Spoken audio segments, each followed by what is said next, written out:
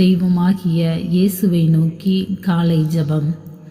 மகா அன்பும் இரக்கமும் உள்ள ஆண்டவரே இயேசுவே, தூய ஆவியானவரே, உம்மை ஆராதிக்கின்றோம், நன்றி செலுத்துகின்றோம். ஜெபம், தவம், தானம் சிறப்பாக செய்ய அழைப்பு விடுக்கின்றது. அறச்செயல்களும் இறை வேண்டல்களும் நோன்பும் கடவுளோடு உள்ள இறையுறவில் கட்டி எழுப்பப்பட வேண்டும் என்று ஜெபிக்கின்றோம். மீட்க இயலாதவாறு ஆண்டவரின் கை குறுகிவிடவில்லை, கேட்க முடியாதவாறு ஆண்டவரின் காதுகள் மந்தமாகிவிடவில்லை. உங்கள் தீச்செயல்களே உங்களுக்கும் உங்கள் கடவுளுக்கும் இடையே பிளவை உண்டாக்கியுள்ளன.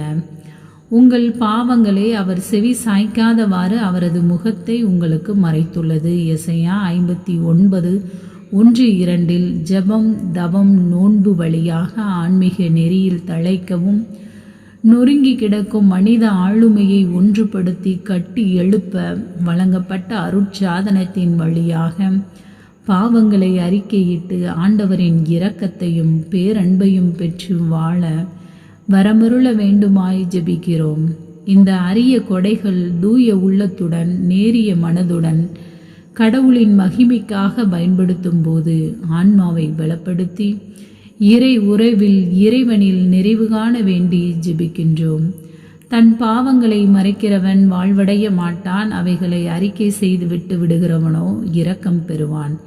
நீதிமொழிகள் 28:13 படி பாஸ்கா விழாவை நோக்கி பயணிக்கும் நமக்கு இயேசுவின் பணி வாழ்வில் தன்னையே சிலுவை மரத்தில் தந்து உயிர் தியாகம் செய்து எங்களை மீட்ட உமது தியாக அன்பை, அந்த முன் மாதிரியை பின்பற்றி எங்களுடைய ஆறுதல் வேண்டுகோளுக்கு ஆறுதலாகவும், அன்பை வேண்டுபவர்களுக்கு அன்பை கொடுப்பவர்களாகவும், பிறருக்காக ஜெபிக்கும் பண்பையும், பிறருடைய வாழ்வில் ஒளி ஏற்றுபவர்களாகவும், மூத்தோர் முதியவர்கள் பெற்றோர்களுக்கு மரியாதை கொடுத்து வாழ்பவர்களாகவும் வாழவும் உமது உறவில் இறை அன்பில் கட்டி எழுப்பப்பட வேண்டி ஜெபிக்கிறோம் நல்ல தந்தையே.